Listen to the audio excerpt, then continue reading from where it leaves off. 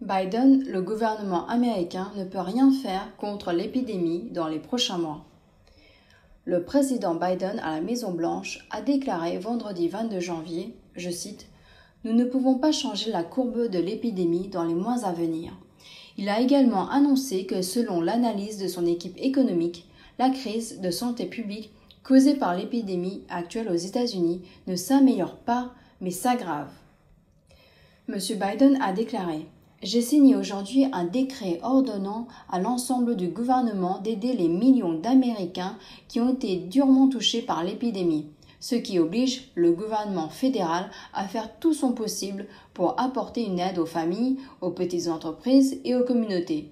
Et j'attends des agences fédérales qu'elles agissent dès les prochains jours. » Il a également évoqué l'augmentation actuelle du nombre de déclarations de chômage aux États-Unis ainsi que du nombre de nouveaux patients infectés par le virus du PCC.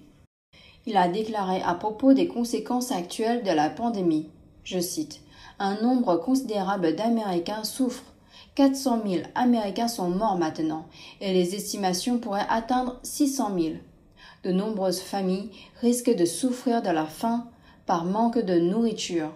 Beaucoup risquent d'être expulsés par leurs propriétaires et le chômage est à nouveau important. » En réponse aux affirmations de Biden, Michigan Amash, ancien membre républicain du Congrès, a critiqué sur Twitter. « L'administration Biden ne nous a-t-elle pas dit qu'elle allait changer la courbe de l'épidémie dans les mois à venir avec l'application de consignes et d'injonctions à ne pas faire ?» Récemment, dans un effort pour freiner la propagation du virus du PCC, les gouverneurs de nombreux États américains ont mis en place les politiques draconiennes d'interdiction de séjour qui ont entraîné des pertes d'emplois massives et des fermetures d'entreprises. Mais M. Biden a également attesté que le gouvernement agirait pour aider les personnes touchées par l'épidémie.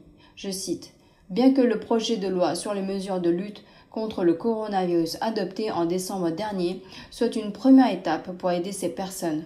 Comme je l'ai dit à l'époque, ce n'était qu'un acompte et nous devons faire plus et agir rapidement. » M. Biden a proposé la semaine dernière un plan d'aide d'un montant total de 1,9 milliard de dollars qui comprend des dispositions visant à porter les paiements d'aide à 2 000 $ contre les 600 $ approuvés par le Congrès le mois dernier et augmenter le salaire minimum fédéral américain à 15 $ de l'heure. Ce projet de loi d'allègement est en attente d'approbation par le Congrès américain. Comme à la fin de 2019, le Parti communiste chinois a dissimulé l'épidémie. Il a entraîné un déchaînement mondial de son virus. Après l'été 2020, l'épidémie s'est légèrement améliorée. Cependant, de fin novembre à début décembre 2020, plusieurs autres souches de la maladie ont émergé dans plusieurs pays et l'épidémie mondiale s'est à nouveau aggravée. Selon les estimations de l'Institute for Health Metrics and Evaluation des États-Unis, 568 806 personnes pourraient mourir de l'épidémie du virus PCC d'ici le 1er mai de cette année dans l'ensemble des États-Unis.